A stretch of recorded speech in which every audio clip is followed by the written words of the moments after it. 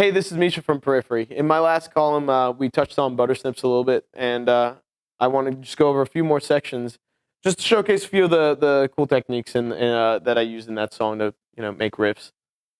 So I'm not particularly good at alt picking, and my shortcut to that is really just hammering on all over the place, just because it's less work, and it looks and sounds fancy without having to do much work.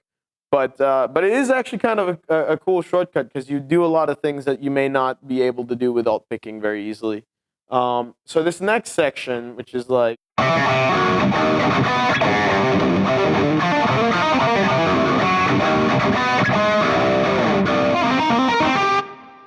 so that's the second half of that beginning riff.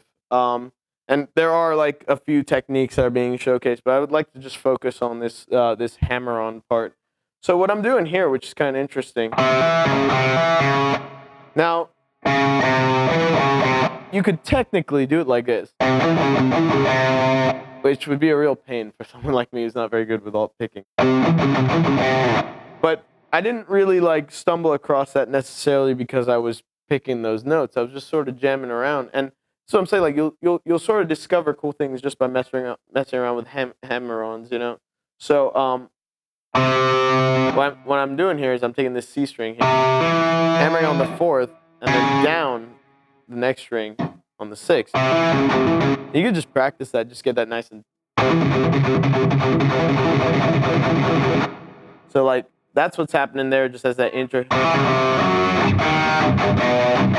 So a bunch of octaves that are hitting a bunch of notes that I have no idea what they have to do with each other, but they sound cool. And then using that hammer-on technique to sort of just work your way back up the neck, it's like based around this pattern of 6 notes here. And that just sort of becomes the pattern that all these notes follow. So if you just sort of practice and get comfortable with that, you can move up, around, and up, and whatever. So that's what I did.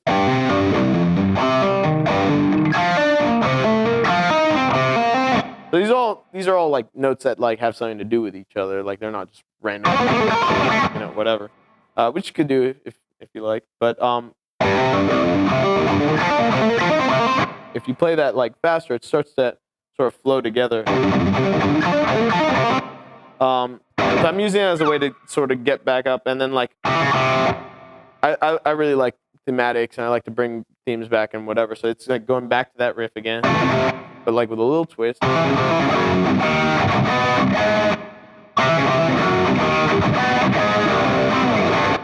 And then you end with this little tapping lick here. And this is kind of like combining tapping and this like hammer-on. Because for the higher notes, you're doing that with your left hand. And kind of a general rule with tapping, and this is taken directly from Allan Holdsworth, and this is if you're playing anything or tapping or whatever, is to hit every note as a hammer-on, because it just sounds so much more full. And when you do things like tapping, or if you ever listen to Allan Holdsworth, who doesn't tap, and it does sound like he is, because he's just doing these wide stretches, every note is even, because he's not pulling off, which like gives it that kind of nasty tone and like bends it. If you get that finger strength down to where every note can like pop out in the same way, it'll be really hard to tell like what is tapped with the right hand and the left hand. So think of everything as tapping equally. And the shortcut to this rule is just one finger on the fretboard at any time,